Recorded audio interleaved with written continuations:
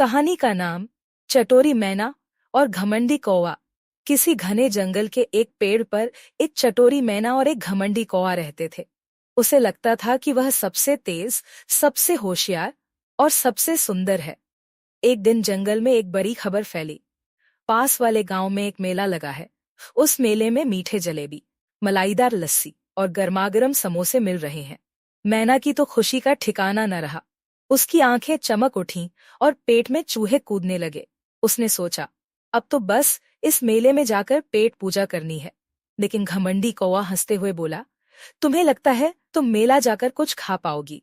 वहां तक पहुंचने के लिए तेज उड़ना पड़ता है, जो तुम्हारे बस की बात नहीं। मैना ने सोचा, कौवा सच में बहुत घमंडी हो गया है। इसे सबक सिखाना जरूरी है। मेले की तैयारी अगली सुबह मैना ने चुपके से अपने दोस्त खरगोश और कछुए को बुलाया। उसने एक योजना बनाई। मैना उड़ते उड़ते कौवे के पास गई और बोली, अगर तुम सच में इतने तेज हो तो क्यों न हम एक रेस लगाएं। जो मेला पहुंचकर सबसे पहले समोसा खाएगा वही सबसे बड़ा उड़ाकू होगा।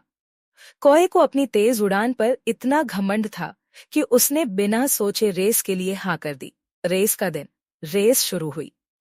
कौवा अपनी पूरी ताकत से उड़ने लगा। वह बहुत तेज उड़ रहा था और मैना से कोसों आगे निकल गया।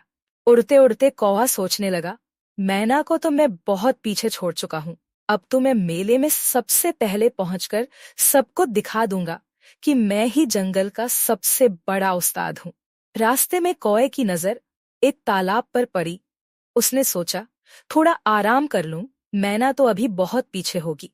उसने तालाब के किनारे बैठकर पानी पिया और झपकी लेने लगा। मैना की चालाकी उधर। मैना ने अपनी योजना के मुताबिक काम किया। जैसे ही कौवा झपकी ले रहा था, उसने अपने खरगोश दोस्त को इशारा किया। खरगोश ने झट से दौड़ लगाई और कौवे के पैर के पास कांटे बिखेर दिए।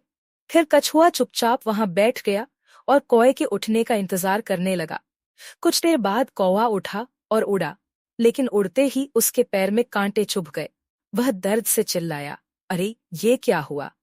कछुआ हंसते हुए बोला, कौवे भाई, ज्यादा घमंड कभी कभी मुश्किल में डाल देता है।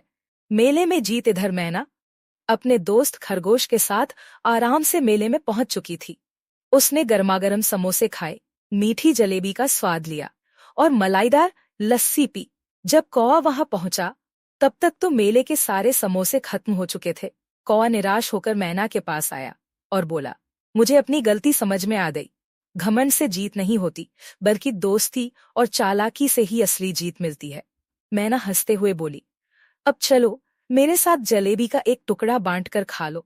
कौवे ने शर्मिंदा होकर जलेबी खाई और उस दिन से वो घमंड छोड़कर सबका दोस्त बन गया। से घमंड हमेशा नुकसान पहुंचाता है। सच्ची दोस्ती और चालाकी ही असली जीत दिलाती है।